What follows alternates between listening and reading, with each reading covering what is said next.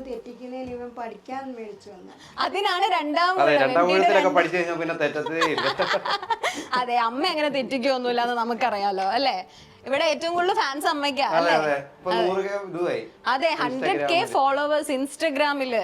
അതാണ് ഈ യുവനടി എന്നുള്ളത് ശരിക്കും ആരായിരുന്നു ആ ടാഗ് ലൈൻ കൊടുത്തത്?